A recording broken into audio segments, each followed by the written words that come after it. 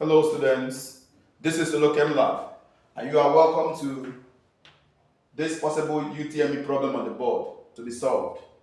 The problem says the number of molecules of helium gas contained in 11.5 grams of the gas is, and you have a space given there for you to supply the correct option.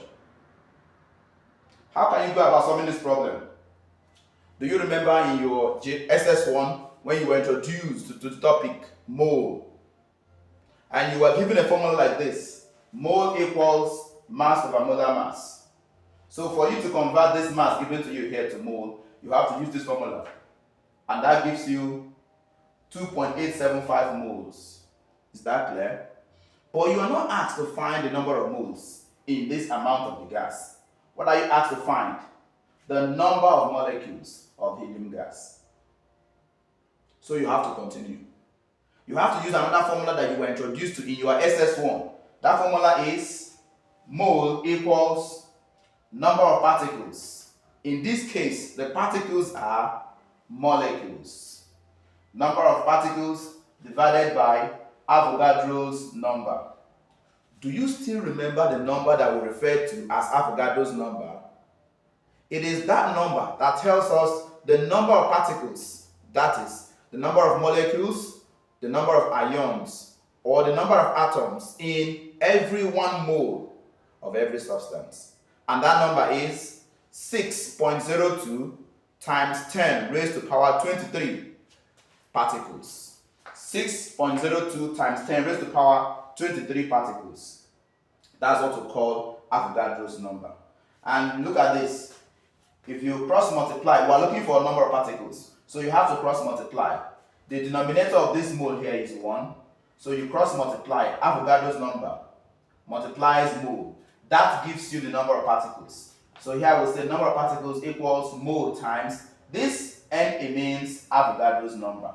And when we multiply 2.875, which is the number of moles, by 6.02 times 10 raised to the power 23 particles, that brings us down to 17.307 times 10 raised to the power 23.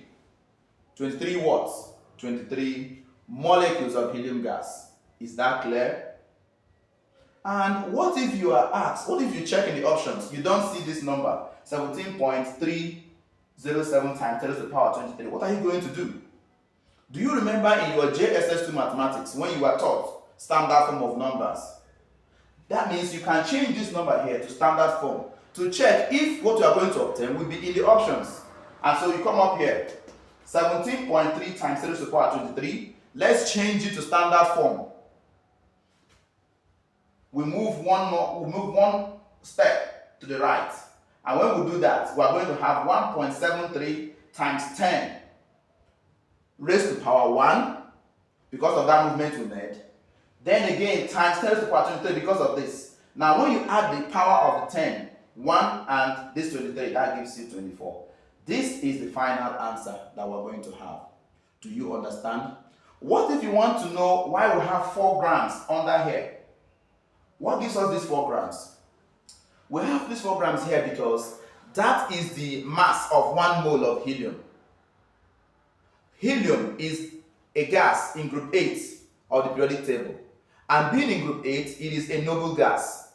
Now, being a noble gas, 1 atom of it can exist alone because it has its outermost shell completely filled with 2 electrons. That makes it stable. So it is a monoatomic gas. 1 atom of it can exist alone. Is that clear? But if it were hydrogen or chlorine, we are going to have 2 atoms existing as 1 molecule.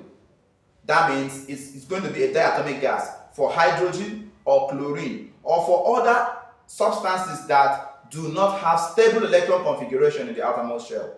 But for helium, it has 2 electrons in the outermost shell, which makes it stable. So it exists as a monoatomic gas. Is that clear to you? Do you have any other question you may want Olochem Lab to explain to you as you are preparing for your UTME? Feel free to let Olochem Lab know and you will get a clarification on that topic. Thank you.